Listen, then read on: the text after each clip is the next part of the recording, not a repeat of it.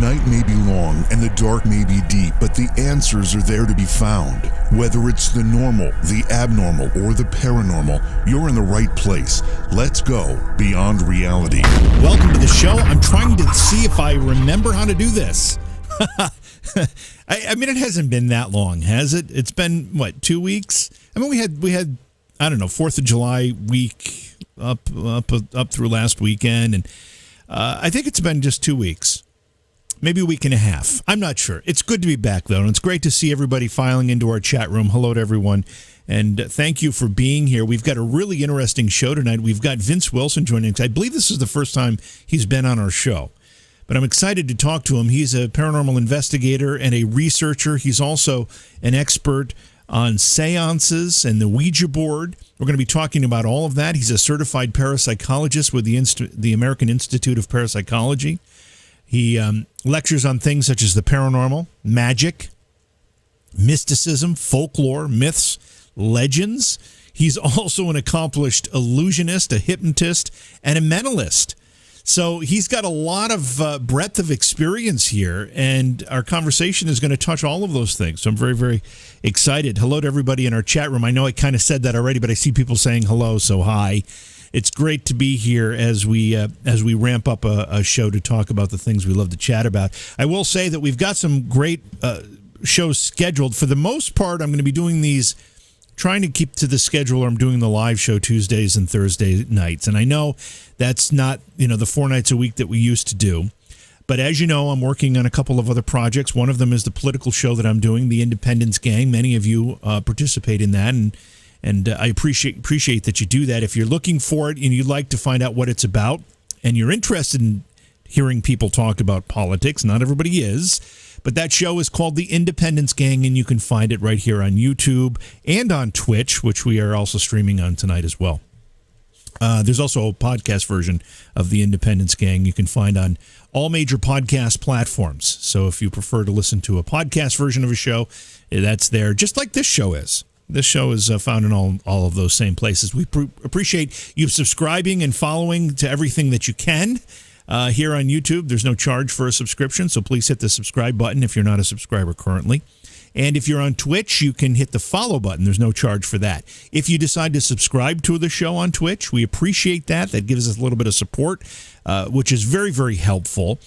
You do actually, if you do it with your Prime account, your Amazon Prime account, there's no charge for the subscription. It's like a perk for being an Amazon Prime subscriber. So you can just link that account, but you have to do that. You have to renew that every month. Otherwise, there is a small fee to be a subscriber. But we appreciate you doing that. Anyway, like I said, it's great to see everybody here tonight.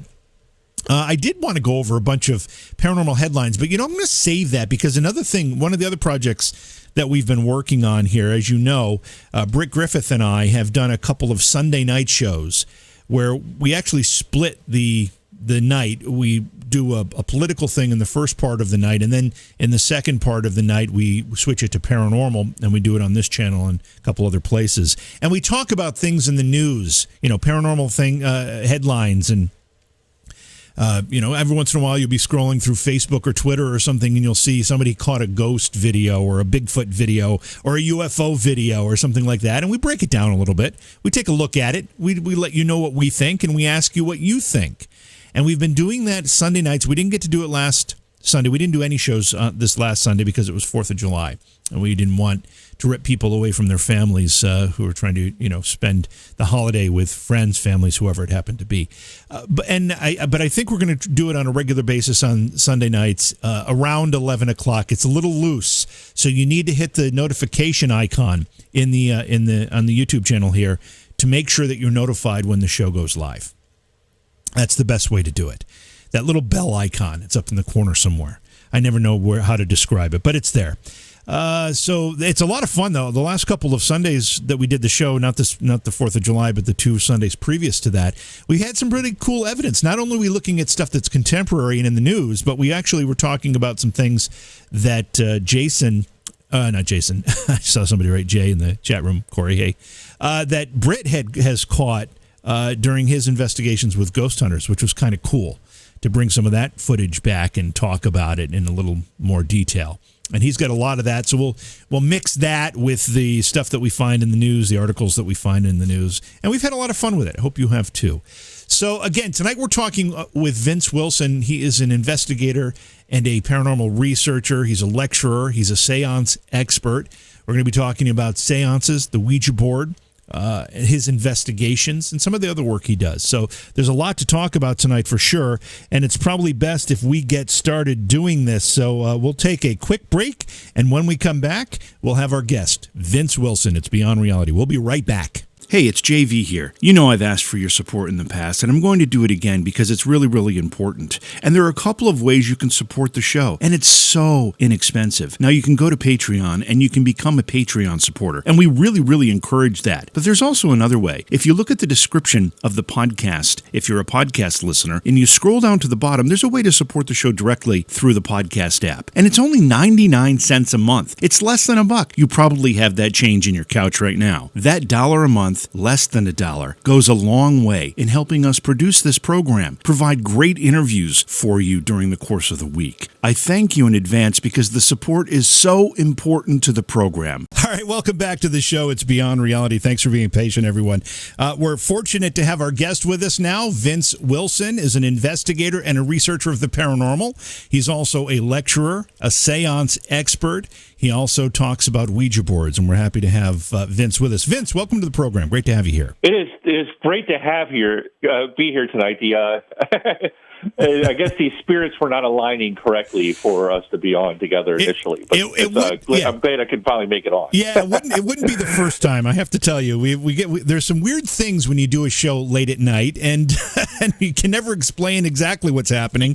But we're just thankful to have you here. Let's get to know you a little bit. So, I read a long list of things that you do, but it isn't even complete. You do a lot of stuff. You're, like I said, a paranormal investigator. You're also a magician, a hypnotist, you're a researcher, you're a seance expert. Among all these things that you do, which came first for you, Vince? Ooh, that is a difficult question to answer. I think you're maybe the first person to ask me that specific question in all the interviews I've done. Wow. So it would probably be helpful to think, I guess the interest in the paranormal was the first thing because I grew up in the 70s and 80s. I'm currently 47 years old. And I grew up with TV shows like In Search Of with Leonard Nimoy, Ripley's Believe It or Not, shows like that.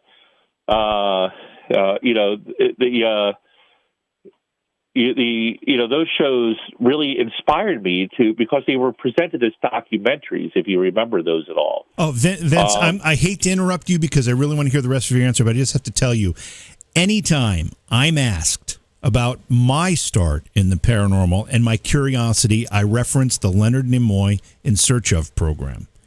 That show did more to fuel my curiosity as a kid than anything I watched on TV, read in books, or heard on the radio, or whatever the case may be. So I am right there with you. I understand how powerful that show was, among others.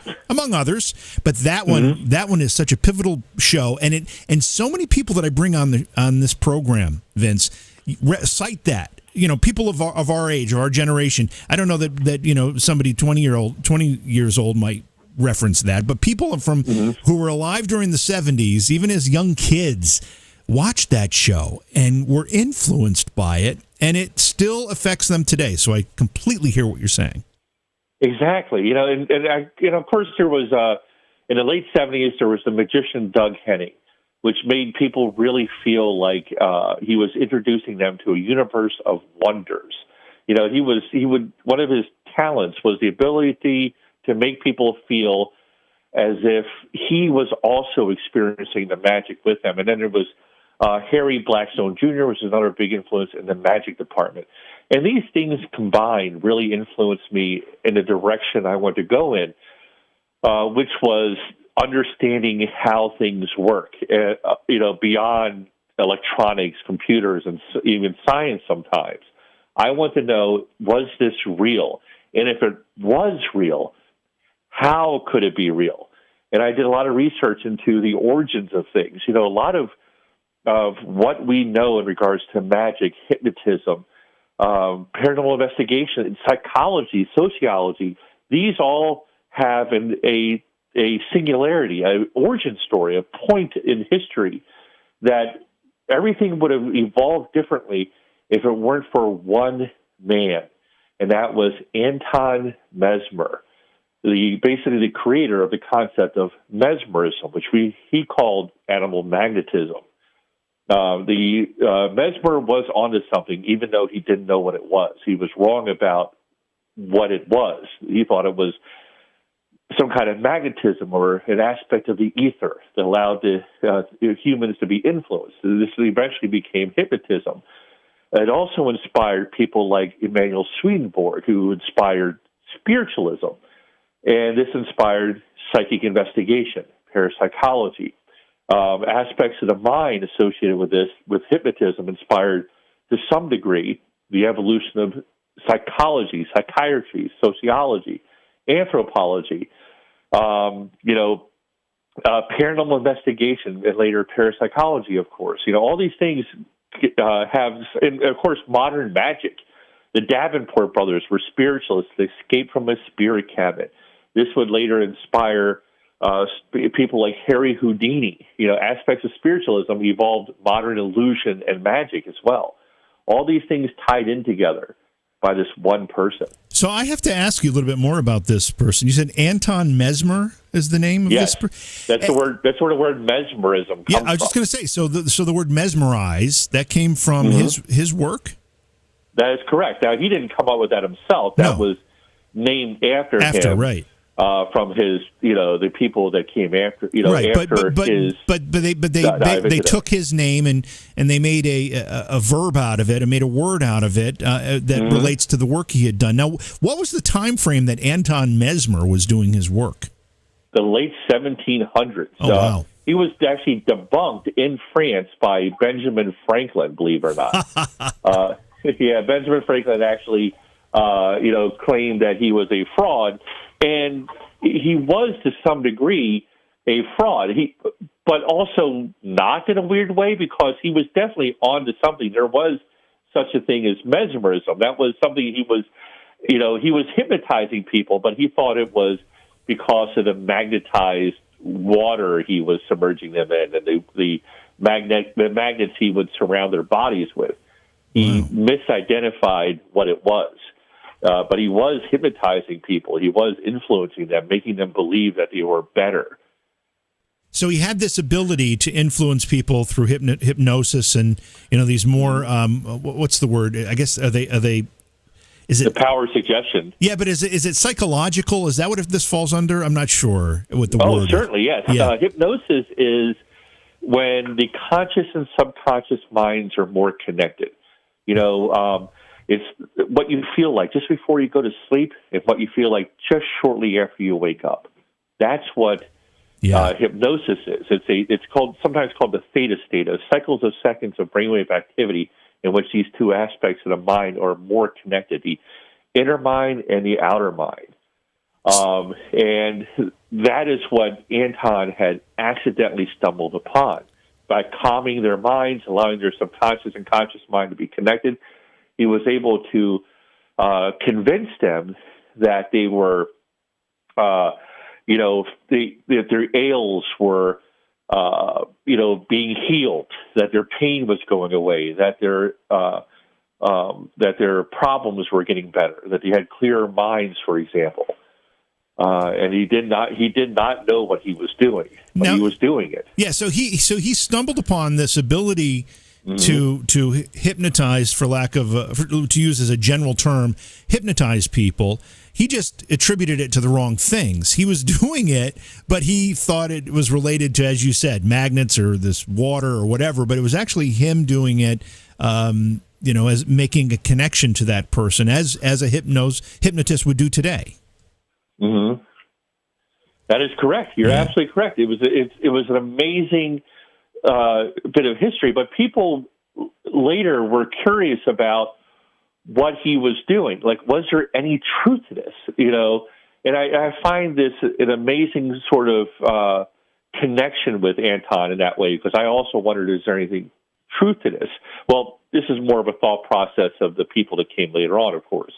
They want to know if there's anything true to it, and they started testing this mesmerism, which it later became known as, and they would do it mostly for parlor demonstrations, and making people do things or feel better, or supposedly curing them, and then later they were mesmerizing people to talk to spirits. They would go into a trance, and they would feel as if they were talking to deceased loved ones, occasionally angels, demons, even Jesus at some point, among other spiritual beings, elves, fairies, et cetera, et cetera. And Mesmer, and later ghosts. Was Mesmer doing that himself, or is this the work that came after based on his work? This is the work that came after him. Yes, I see. There's nothing he did. All he did was try to cure people of ailments, which he thought was being done by magnets. The spiritualists of the 19th century are in the late 1700s, and then later the 1800s, going into the 20th century is when this really started to kick into high gear. There was, of course, the spiritualists, which was started by Emanuel Swedenborg in Sweden. They were called Swedenborgians, but I thought they were much better named in the United States when they became spiritualists. And of course, everyone knows the Fox sisters, right. The Davenport brothers. These luminaries of Marjorie the Medium later on. These luminaries of spiritualism, which lasted all the way to the early. There's still spiritualists around, but this heyday was about 100 years long, from the early 1800s until the early 1900s. So I probably should know this. Of course, I know the history of the Fox sisters, and I live in upstate New York, and Lilydale is not far from here, which has its roots with their work. But what was the time frame of their start, and where spiritualism started to get a hold on people in, I don't know, we'll call it pop culture at the time? Yeah, I think that was around the 1830s, if I'm not mistaken. Okay. I'd have to look at my notes to make sure, but the first, there's a lot of, theories about whether they were actually involved with ghosts. A lot of people believe they were real, and but later they said they weren't, and then they backtracked on that. That's right. No, we really were the whole time. But the Fox sisters, first heard tapping sounds in their house in upstate New York, in Lilydale, and they in that area, and they Hydesville, New York specifically, and they went on tour and started spreading that around. You would hear these tapping sounds and voices, and they would claim they could contact specific spirits. A lot of people might wonder on some level why at this point in history, there's always been ghost stories. There's always been a desire to contact the spirits of loved ones. That there always have been this awareness of the afterlife. So why in the 19th century, how could they justify suddenly people could talk to ghosts? Right. On a regular basis. And the reason was that there was a justification for this. It's not often spoke about. They believe that the aspects of the Industrial Revolution, the higher level of technology, philosophy, science, and everything that was happening in this explosion of ideas allowed for a thinning of the veil. That for the first time in history, ghosts wanted to talk with us, is the justification they had. I don't want to get too far ahead of ourselves because, ultimately the Industrial Revolution and these great advances in technology and science, you had people like Thomas Edison working on devices that could theoretically talk and reach to the other side. But before those days, and you've got the Fox sisters, were people like the Fox sisters the first ones to use maybe the word seance and hold these, what we would, I guess, kind of consider to these Victorian era seances? The seances developed by multiple people over decades. The idea of spirit communication has, of course, been around for millennia. Going ancient Egypt, even behind that, there are cave drawings representing the spirit rising from the body. And so this goes back a very, very long time throughout human history. But in the 19th century, during this time period, what we think of as a seance, the round table, the holding of hands, the ritual and contacting of the spirit, this really evolved in those early decades of the 19th century. This is when people started to really, formulate and create these ideas of how it was going. And some of this came from, believe it or not, the prevention of fraud. Now, if you asked people, and I have done this during my seances, when someone sits around a seance table, I ask them, why do you think we hold hands? Why do we have to hold hands?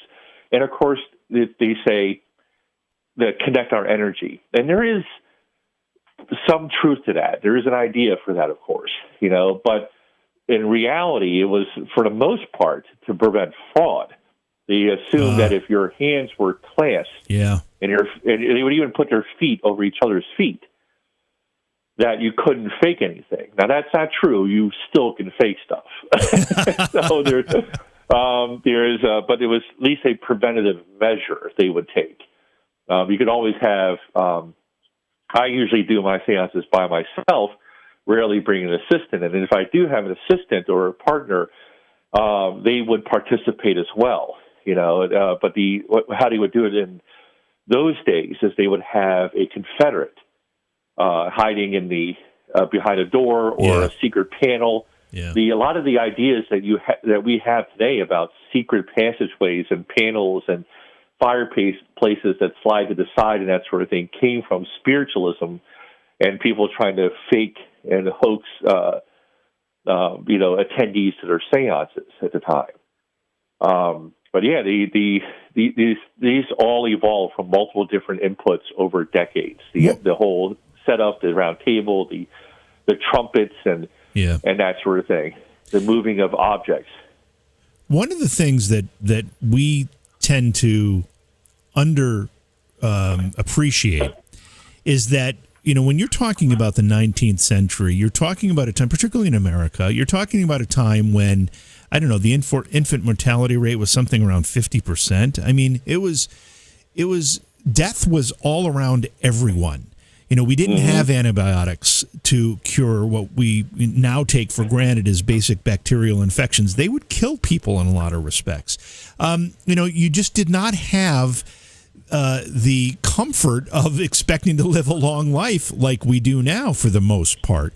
And so, families would have a lot of children, but they would lose half of them in many circumstances, or women would die giving birth in a lot of cases. So that death was all around these people.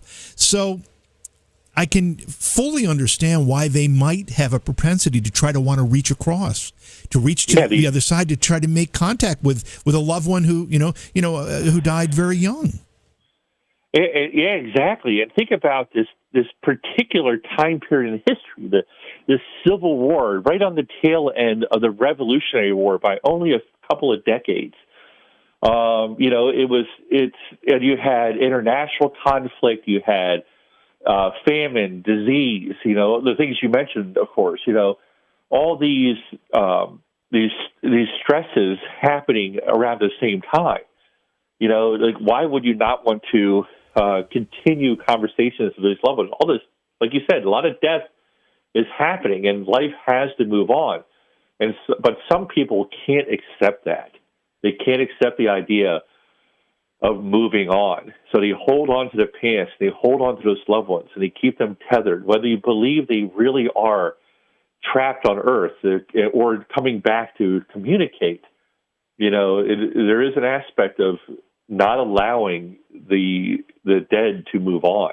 And you mentioned the Civil War, which is a you take everything we just talked about during the middle of the 19th century, and you move it to the Civil War. You're talking about death on a level that no one had ever understood until the Civil War came about.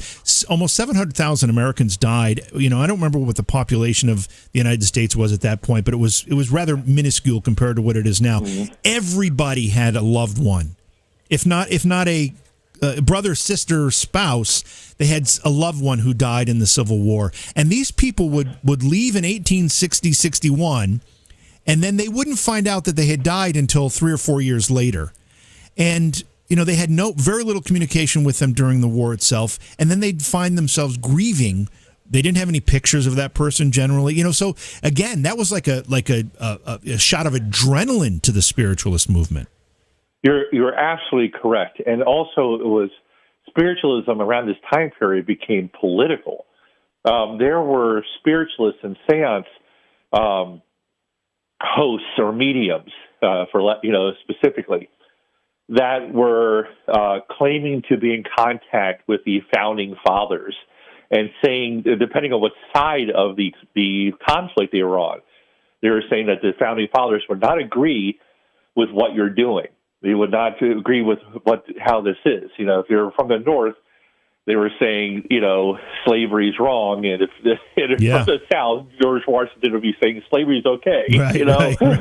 So it depends on what side of the conflict you're on. But there were mediums and the word psychic hadn't really come into lexicon until later in the 19th century.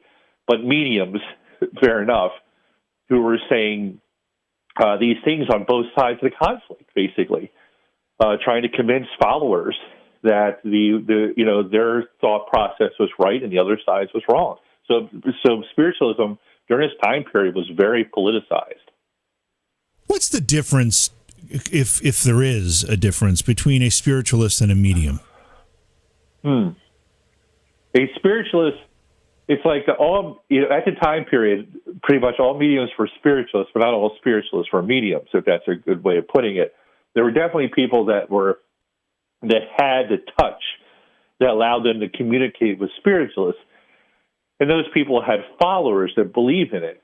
Spiritualism at the time was mostly a philosophy more than it was a belief, but it eventually evolved into a religion. Most spiritualists today that believe they are more of a religion than they are the philosophy of the 19th century, in which they believe in a possibility. You could be Protestant, Catholic, or whatever, and you could go to the seance parlor and talk to ghosts. Okay, but in that time period in history, later it became more of this is our belief system, and you're a spiritualist or you're not. For example. So that's the biggest difference, I think. Now, infamously, Harry Houdini was set out to show how fraudulent this industry, profession, if you will, became. He desperately wanted to be able to reach the other side, particularly reach his mom, who had passed away, early in his life. And, so he went from seance to seance, medium to medium, and, debunking them. What were Houdini's real thoughts about this? Did he believe, want to believe, disbelieve? Where did he fall? Well, Houdini, underreported in most biographies and stories of Harry Houdini, is that he got part of his start. He started off in Coney Island, New York, where he met his future wife, Bess. Mm-hmm. But one of their early jobs was on a circus circuit, in which they were traveling up, around the United States by train.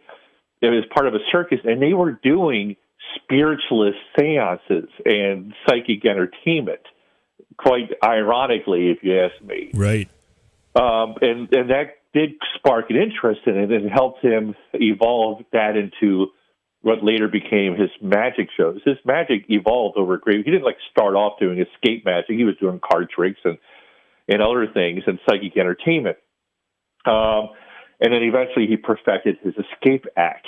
And he was very interested in spiritualism and curious about it to some degree. although skeptical early. But at some point he became a debunker, and that probably started. There is a clear division between what a skeptic is and a debunker is.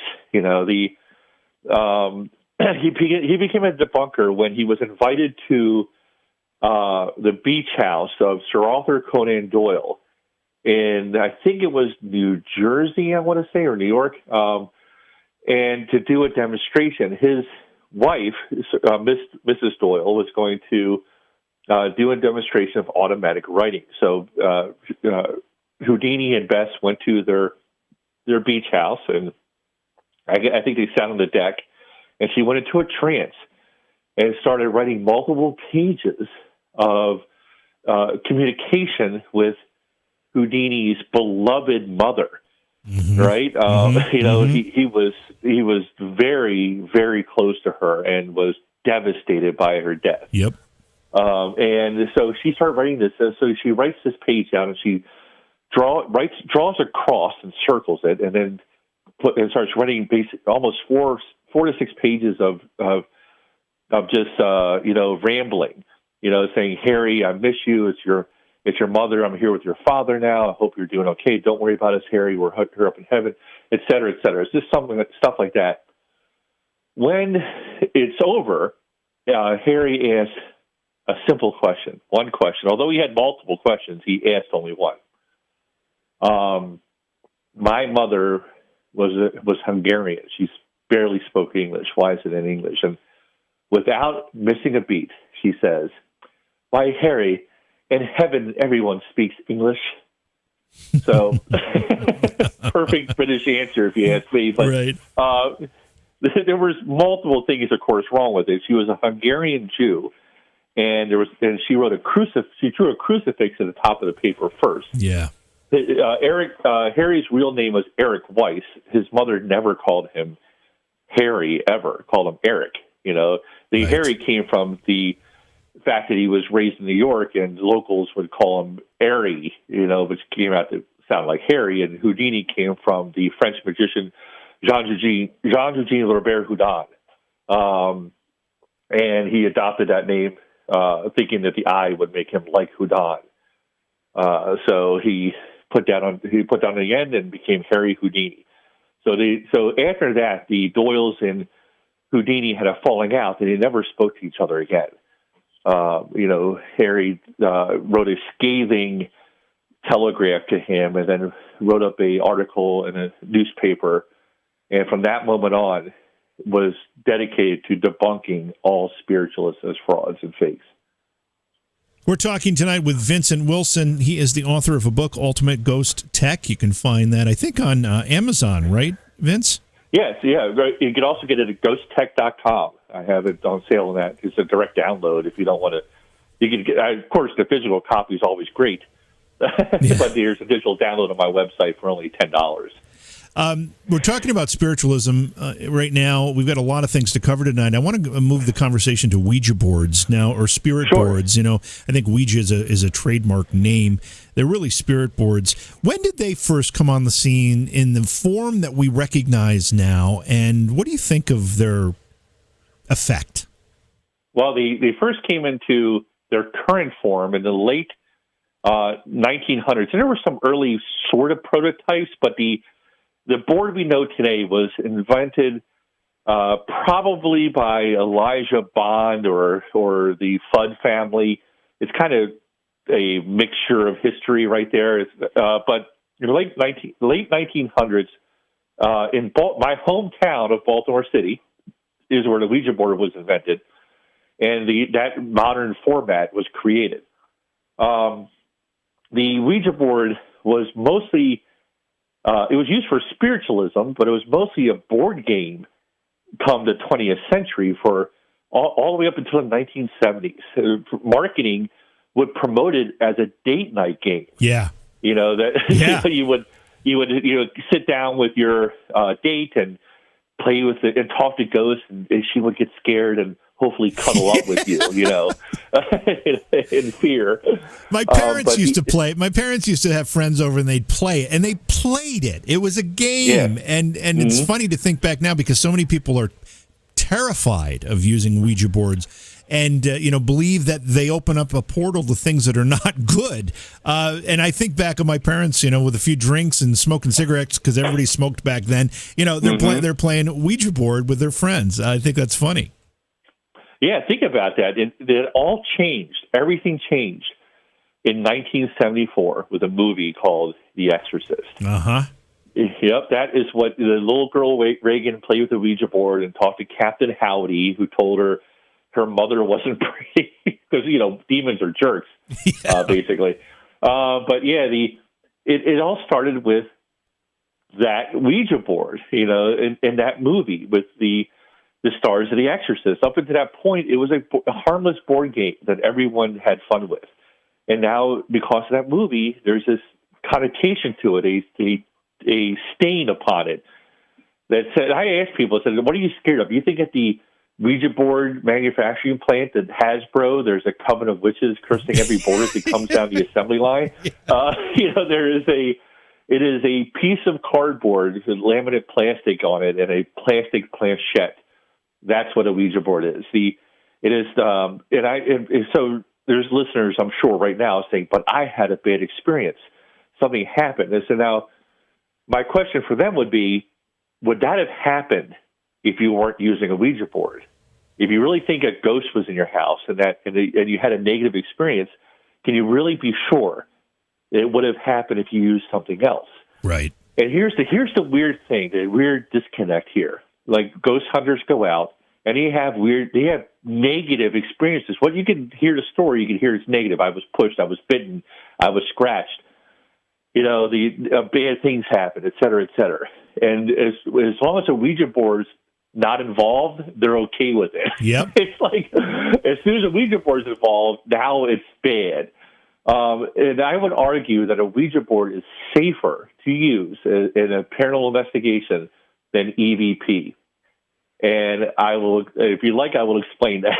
I get a lot of questions about that. I do want to hear that explanation. I just want to point out something, though. Often, Ouija boards come up on this program, whether I'm talking to a paranormal investigator or we're getting listener questions, whatever it happens to be. And, as you said, and as I said, a lot of people have a fear of them. And I always reply, this is nothing more. This is no different than any other tool, if you want to look at it that way. If you're going to make contact with something, whether you're using a Ouija board or you're asking for knocks on the table, it's really the same thing. It's a tool, and you have to be able to accept it or use it for what it is and for your purposes. It's really no different than that. It's not an evil. As you said, it's a piece of cardboard with plastic laminate and a piece of plastic that you move around on top. It doesn't come innately evil, and we have to remember that. So. Yeah. So talk about that. The how you feel that actually EVP might be as sinister as a Ouija board. Yeah. So Ouija boards have rules. Seances have rules. They have rituals. They have an opening.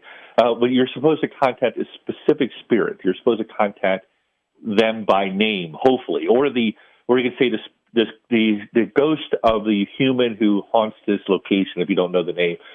But you always want to say a name if you can. You target an individual with clear intention. You verbalize this in your opening. Ouija boards are like you never use in a cemetery. You always say goodbye. Never use alone. There's literally 3 rules printed on the board. Yeah. And it has additional rules you can add on to it. But it's a ritual that's supposed to give you protection. EVP, which is a tool using a voice recorder of some type,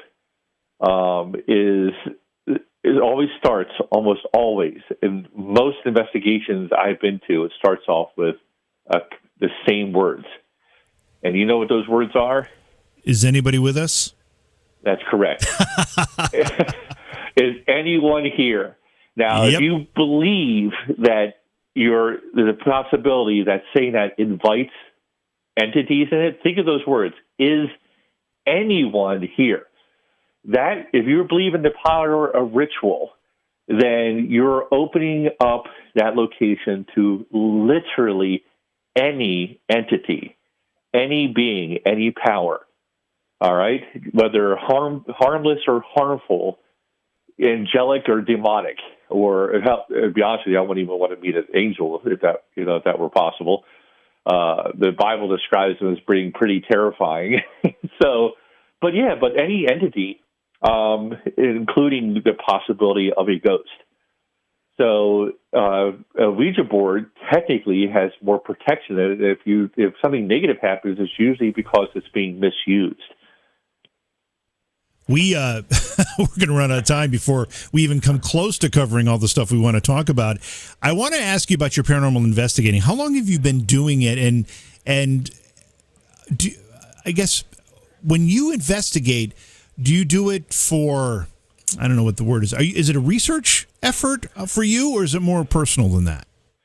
It's both a little bit. It's personal because I do want to know how things work. How does the universe allow paranormal or supernatural phenomena to exist in it, in a universe that requires rules in order to function? How can these things be real and exist in it? And if they are real, what is the laws and rules that allow those things to happen? As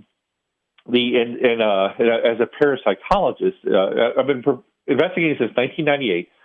I became a parapsychologist a few years after that with the American Institute of Parapsychology. And when the original director retired a couple of years ago, I took over as executive director. And I might, if there's enough interest, start giving out certifications again for sci-field researchers and maybe even new parapsychologists. We'll see. I'm still debating that. It's a lot of effort and work. Yeah, for sure. What goes out. But parapsychology is psychology that allows for the possibility of aspects of the mind to exist outside of the body. And that's the easiest way to explain it. Whether it's consciousness survival in the form of what we call ghosts and spirits, or if it's psychic activity. That is what parapsychology is. Mm-hmm. And there's not enough parapsychologists out there. So if you started investigating, you said in 98, is that when it was? Yes, that's correct. The field was rather raw at that point. It was still less defined than it is now, and it's only defined now because television made it somewhat popular and kind of set some rules that a lot of people use. What do you see as differences between when you were starting in 98 and doing your investigations versus how it's perceived now? Well, there's less tactical gear at the time period, which seems to be something people feel like they have to wear now when they go on ghost hunts. I think people took it a little bit more seriously. I think that there was a legitimate effort to document research and file things. We had self-oversight to some degree. A lot of times you'll hear ghost hunters at conferences, and you may have heard this on your own show. There are no experts.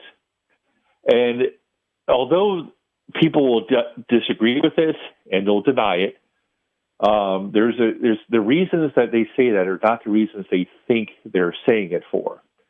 They'll say it's because you can't know everything. You can't possibly know what all these explanations are.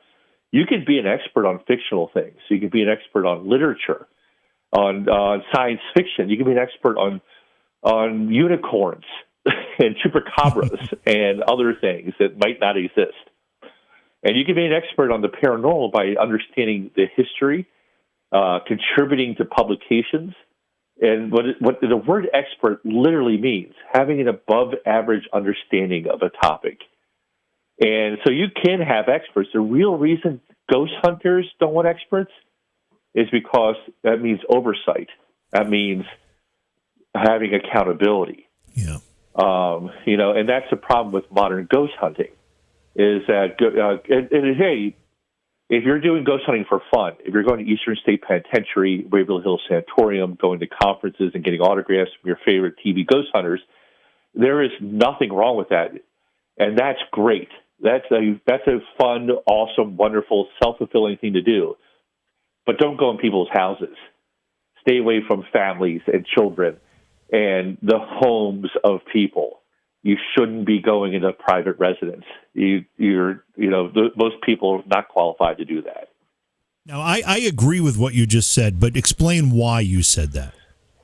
Well, because here, a lot of ghost hunting groups out there are just like posting to Facebook. They say, I want to start a ghost hunting group, and they get 5 people together, the first people that respond to it. Yeah. And they watch they're fans of Paranormal State and ghost hunters and all these and ghost adventurers.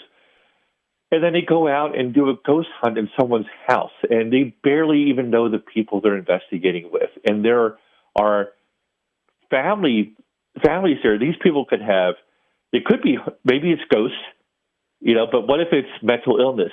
Right. What if it's, something more dangerous than that?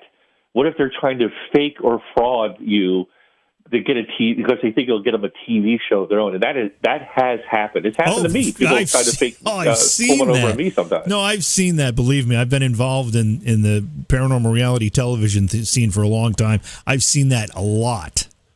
Mm-hmm. And it's something that it happens too often. So, and also keep in mind, children. There are children involved. Stop. That is the worst part of that story. I had years ago, there was a family where there was kids there, and the kids were faking things in order to get attention from their parents who were going through some trouble at the time. They were faking the haunting. I had to tell those parents, that their kids were faking it and giving the evidence to prove that. And that was a very difficult thing to do. Do you think, I'm talking to your listeners, do you think that you can do that? Or are you going to just let them believe their house is haunted? Yeah. Not everyone can have or should have conversations with people like that. And people do more harm than good when they don't have any kind of training at all, and they're just running into. Not to mention, they're probably not even insured. They're going to someone's house. Yeah. So. Yeah, those are great points. The time frame where you started was kind of the tail end of, I guess, what I would consider to be some kind of there was a bit of a bubble in paranormal investigating that started, and you referenced it already. The movie The Exorcist changed things, not just for the Ouija board, but also for paranormal investigating. You had the Warrens appear on the scene. Obviously the big cases like the Amityville house, the Enfield haunting, the Conjuring, what we know as the Conjuring case. You had all these big, high-profile cases suddenly appear. The Warrens had their hands in them in one way or another, as did other investigators. What are your thoughts on all that? Well, it is the paranormal phenomenon goes in, ebbs and flows in popularity and who and what is popular. All right, so the Warrens were not as popular as people think they were in the 70s and 80s. Right. I vaguely remember that. They had a connection to the Amityville horror house, and they did a lot of cases and that sort of thing. They were referenced in books and made TV appearances here and there, but they weren't superstars of the paranormal. They were kind of footnotes in all these cases. Yeah, they were a footnote. That is absolutely correct. Their popularity grew over years. It took them decades to get to the level of awareness that they became later on. And, of course, the modern Conjuring movies, it is a Conjuring series, right? Yes. Or something like that. Yeah, it definitely helped them have become legends in the paranormal community. But they were not like that, for many, many years. Eventually, their reputation became more popular as the TV shows started coming about, and they had a resurgence in popularity like they never had before. Well, there was a romantic look at their work at that point. It was kind of a retrospective look at the things they had done romantically, and in some cases a little bit in an exaggerated sense as well. Oh, absolutely. Yeah, absolutely. The stories become embellished, to some degree. And not necessarily, I'm not saying they're necessarily liars. I don't want to get hate mail. No. We're not saying that for sure. Yeah, but but embellishing is natural for people to do. We all do it, actually. It's human memory is not like a computer. It's not like Lego bricks being stacked on top of each other. It's more like grains of colored sand that got shook in a jar. You know, we remember things very differently over years. Our memories are constantly evolving and unreliable. It sucks to be human. We have very unreliable memories of our past. And so they inadvertently embellished and exaggerated, and they certainly did have feelings about people they felt wronged them. So they weren't always the altruistic ghost investigators that they wanted the public to believe they were. They, again, had a kind of a second life to their career. And a lot of it was just Lorraine because Ed had passed away. But, as these movies came out, and as you said, the whole interest in paranormal investigating that was spurred by the introduction of the television shows, people started to look back at some of their work. What do you think specifically? Let's talk Amityville for a second. They came in second. There was a paranormal investigator that came to the conclusion nothing was happening there. George Lutz basically fired him and then brought the Warrens in, who there's a demon boy photograph and some other anecdotal experiences that they claim happened there. What are your thoughts on it? Well, yeah, Stephen Kaplan, I believe, is who you were talking about, the first investigator there. Yep. There was a lot of mixed stuff in there. The story, as far as the skeptics are concerned, is that the Lutzes were talking about some mild things they thought was weird about the house. There's a joke that might be haunted. They already knew about the murders. They knew about that right away. There was no way they didn't know about the murders happening. Right. So they were talking to their lawyer about these ghost stories, and they concocted the whole story of the Amityville Horror over a few glasses of wine, which the lawyers later said it definitely happened. To take that with a grain of salt, I suppose. Yeah. And there's like all this, all the things that a lot of things that are written in the book definitely didn't happen. The door wasn't blown off its hinges. It didn't rain that night anywhere in the area. Et cetera, et cetera, et cetera. And people were over the house. They didn't have any experiences. The priest denied the story, et cetera, goes on and on and on. Now, and also the Warrens would later say that it was built on ancient Native American burial grounds. And, the tribes of the area said, no, we never had anything. There was no burial grounds in that area. And it wasn't even the right tribe that she claimed was there.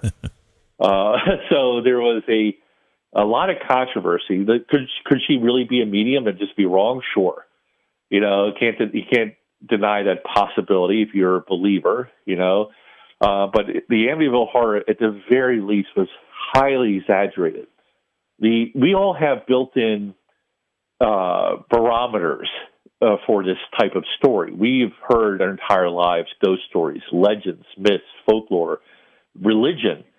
And when there's certain degrees and levels of activity we'll allow ourselves to accept outside of a horror movie.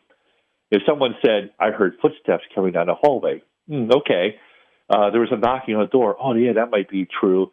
I heard of voices. Okay, still, it sounds about right. And then a vortex opened over my, my head and M&Ms fell out. All right, well, now I'm not so sure. Right. This is where I'm ready to think that this person might have something wrong with their head. There's certain kinds of levels of activity. Amityville Horror had too much happening. It was just too much. There's outside of the Bell Witch ghost of Adams County, Tennessee, in the United States, there's no ghost story of a haunting killing someone that's verified, right. or even close to being verified or reported. Ghosts, that happens in horror movies, not in reality. Yeah, I always point that out as well. When people become afraid or whatever, there's a lot of people that are apprehensive and don't want to be hurt. And I've said, you know what? I mean, I've heard of people being scratched, touched, but I've really not ever heard of anything where somebody has been killed. But we should be careful what we say here, I suppose. Vince, we're going to run out of time. I want to talk about your book for a few minutes here. Tell us about Ultimate Ghost Tech. Well, I wrote a book called Ghost Tech in 2001, and I wrote it shortly thereafter in 2003. I wrote Ghost Science, which was a sequel or really a companion book to the first one. Ghost Tech handled technology, science handled the theories of what ghosts might be. If ghosts were real, how could they be real? Eventually, I combined those two books, added additional information, and then added some more to it later. And I'm thinking about maybe later down the line, amending it again with modern knowledge of technology and that sort of thing. But basically, it was designed to be a book for the amateur parapsychologist to kind of have more, have concepts that you could apply to your investigations, to be more academic to some degree, to have a better understanding of the theories and also the history of how, everything evolved, over the many decades. There's information on ancient times, investigations going into the Oracle of Delphi. The first ghost story, it was the Epic of Gilgamesh. The first haunted house was reported by Pliny the Younger, in ancient Greece, for example.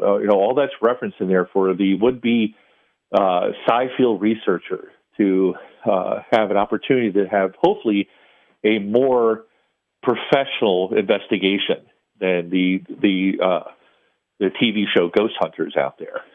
And I know some of those people. Yeah, I do too. So you said the book's available on Amazon, plus the website ghosttech.com, right? Mm-hmm. That is correct, yes. You've got a couple of other websites too. I'm not sure if you wanted to, where you'd like to direct people who have an interest in seeing and following more of your work. Sure. Several of my websites can be found on a redirect URL called VinceWilsonMagic.com.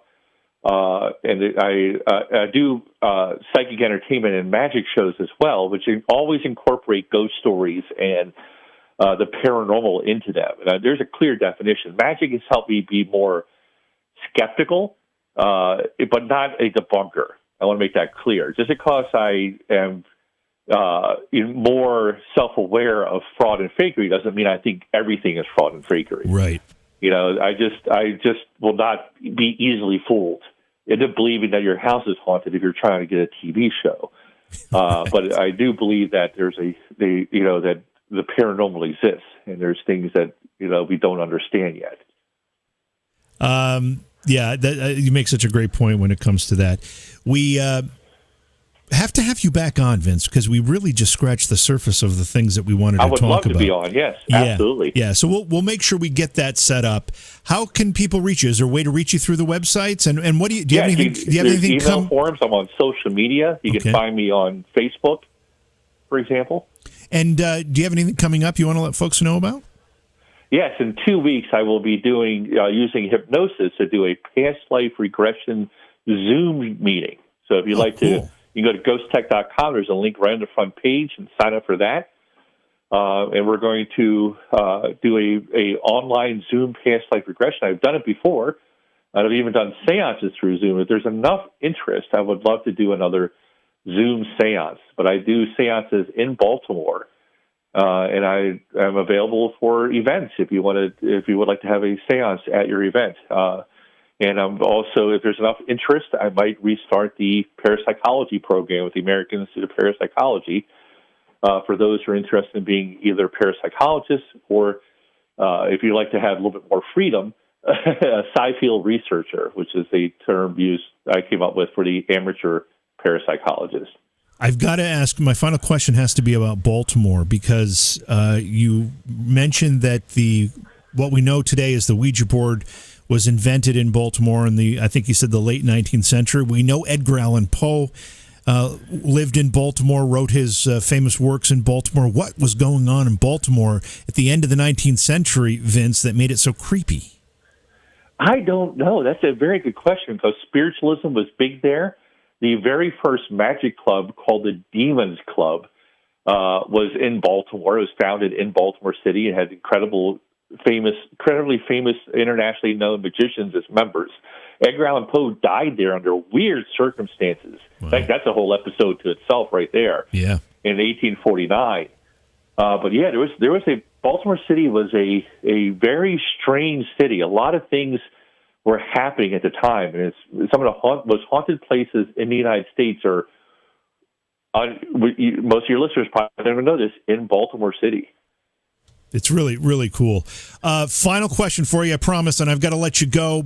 You've done a lot of investigations. Do you have a favorite place, favorite spot? Ooh, geez. I've done Waverly a few times. One of my favorite places is the very elegant and beautiful Lord Baltimore Hotel in downtown Baltimore, but also Edgar Allan Poe's gravesite in Baltimore City, which I do tours and seances at sometimes. Oh, cool. But, man, that's really, I think my favorite place to go for ghosty stuff is New Orleans, probably. Yeah. That's a very spiritual town. Very spiritual. Mm-hmm. Vince, thanks for being here. Like I said, we're going to get you back on soon so we can finish this conversation because we just got started. Again, your website, ghosttech.com, plus the book is called Ultimate Ghost Tech. Thanks for being here tonight. Thank you for having me on. I appreciate it. All right, we're going to take a quick break. We'll be right back. It's Beyond Reality. Don't go away.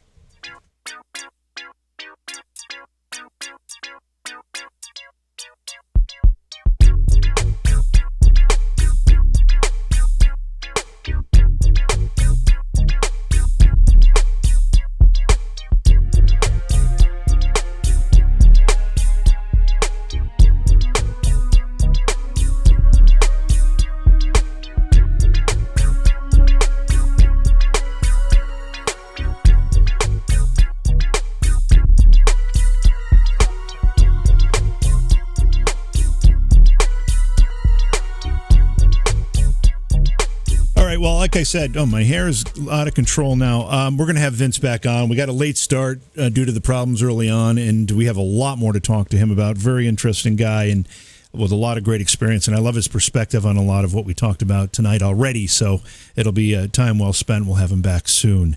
Let's see here. Oh, I wanted to show Scooter something. I forgot to set this up, so you're going to have to give me just a second to set this up for Scooter. Scooter frequently asks for a certain something.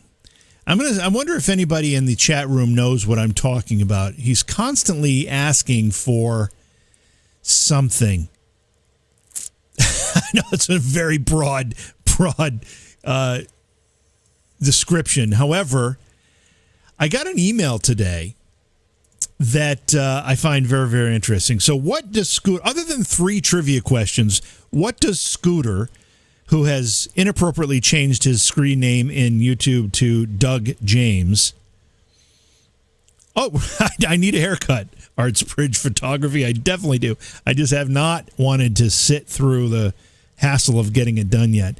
There's still I just like a place I can walk in, sit down, get it cut, and move on. And they're not doing that still. You got to make an appointment. You got to do all this stuff. I have to be like, I'll be sitting here and I'm like, okay, now it's time for the haircut. I get up, go, and get it done.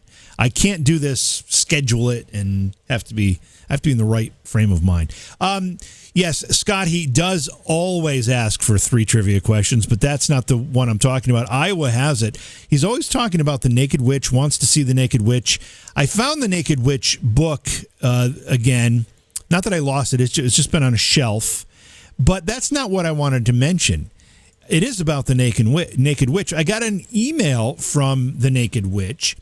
She's announcing her new band and their new album. Let me see what it says. She says, I'm excited to share my new magical rock band. It's called Sea Witch.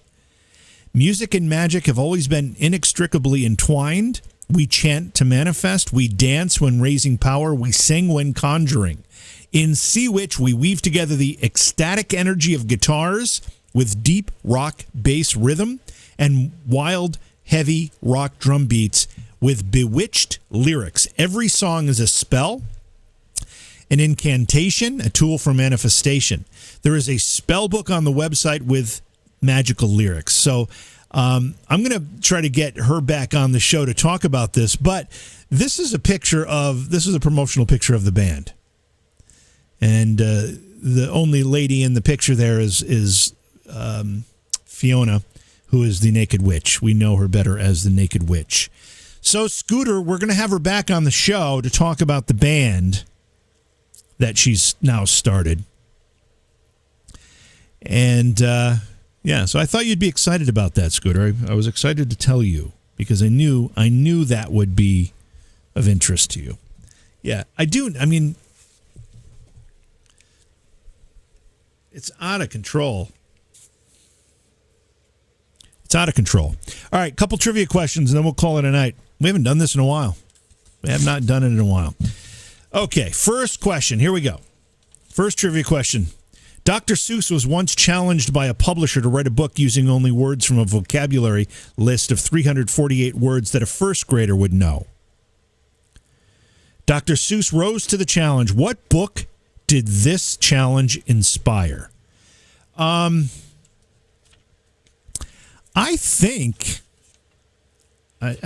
don't know which book was Dr. Seuss's first book. Was it Cat in the Hat? Was that the first one? Or was it Hop on Pop? Which is one that I remember fondly from my childhood. Thank you, Selena. It's a nuisance. I have to comb it back out of my face. When I'm not wearing these headphones, I'm wearing these sunglasses to keep it out of my face because it's just annoying. Green Eggs and Ham, was that the first one? Sam I Am, Green Eggs and Ham. Dr. Seuss once was challenged by a publisher to write a book using only words from a vocabulary list of 348 words that a first grader would know. Dr. Seuss rose to the challenge. What book did the challenge inspire? One Fish, Two Fish, Green Eggs and Ham. All great Dr. Seuss works. The answer is, let's see here. Who's got this? It was The Cat in the Hat. That was the first one. There are only 236 unique words in the book The Cat in the Hat. That's obviously probably his most famous work. What was the one? Maybe that wasn't Dr. Seuss. Was it Bartholomew and the 5,000 Hats? Did anyone remember that one? Every time he was supposed to take his hat off, but every time he took his hat off, another hat was there.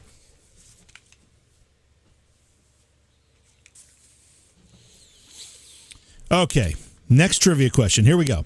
What's the difference between a Broadway show and an off-Broadway show?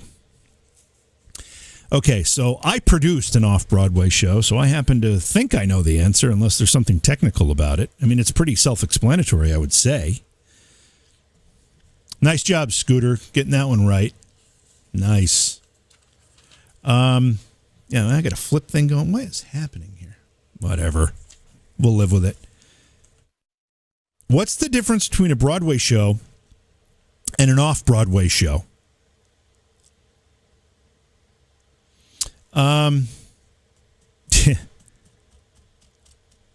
Yeah, I think, Rudy, I think that's pretty much it. Yeah, I produced an off-Broadway show, and the show was in New York City, and it just was not on Broadway. It was on, like, 28th Street or something at a theater called the Zipper Theater. And, it was an off-Broadway show. And it ran 6 weeks, and then it closed. We were hoping to move it to Broadway, but we didn't get the support. I thought it was a good show. I put money into it. I thought it was a great show, but it didn't. Apparently it wasn't. I don't know. I still enjoyed it. I do need a scrunchie, Moon. I need a hair scrunchie. Less than 500 or more than 500. Really? Is that what they consider to be the difference, Kelsey? That's interesting.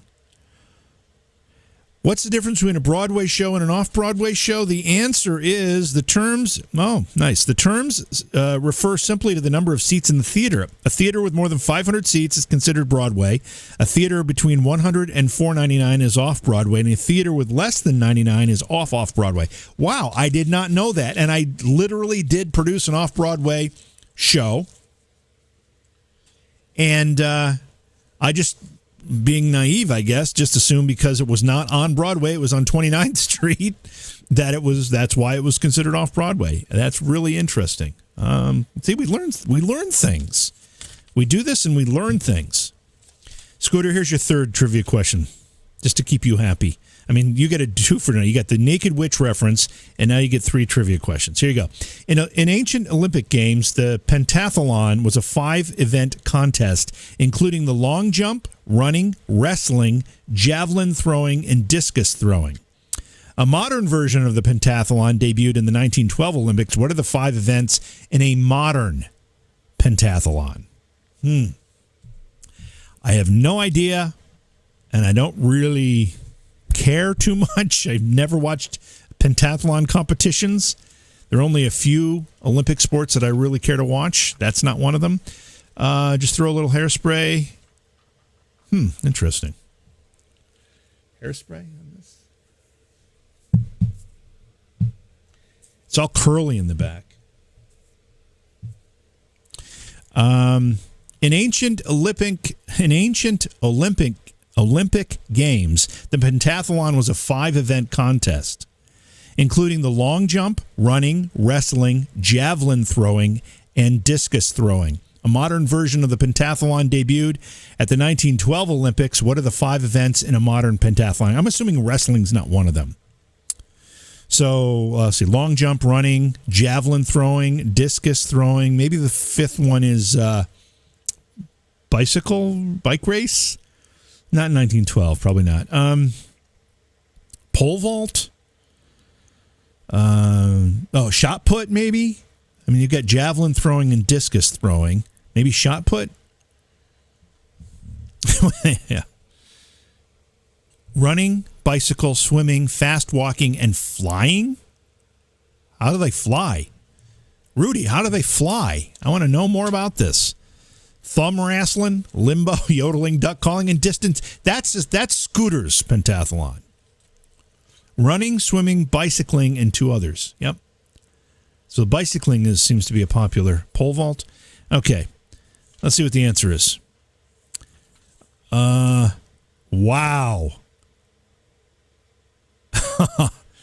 This is, I had no idea. Okay, so the 2 that most of us got were swimming and running.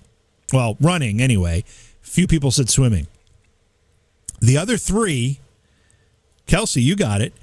Fencing, horse riding, and pistol shooting. That's quite a switch. It's quite a difference there.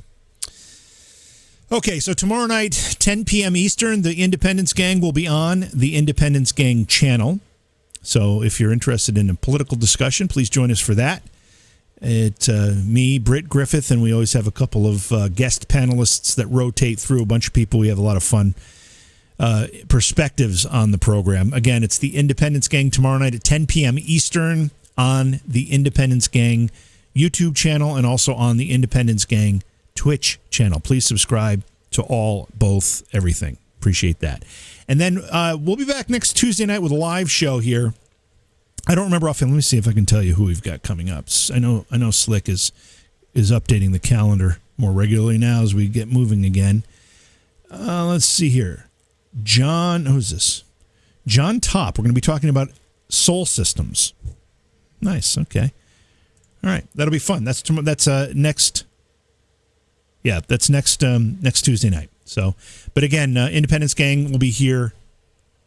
We might do a paranormal thing Sunday night too, just to remind you of that too. I'm not sure if we're going to get to it this Sunday night because the Independence Gang show we've got planned for Sunday night, which is usually we can keep to an hour. This one might go longer, so we'll have to see. You don't have to thank me, Arts Bridge. I apologize for not having more opportunities to be live. I do promise that we'll be doing this more often. Like I've said several times, I've got a lot of projects going on here. None of them, with the exception of the Independence Gang, can I freely talk about, but they're exciting things, and I'm hoping that at some point really soon we can talk about them, and then everybody will understand what's been going on here. But I appreciate you all being here tonight. I love you all, and thank you for being here. And I will see you, for those of you who want to hear about politics, tomorrow night at 10 p.m. on the Independence Gang. Otherwise, next Tuesday we'll be here talking about some paranormal stuff. Thanks for being here. Love you all. Take care.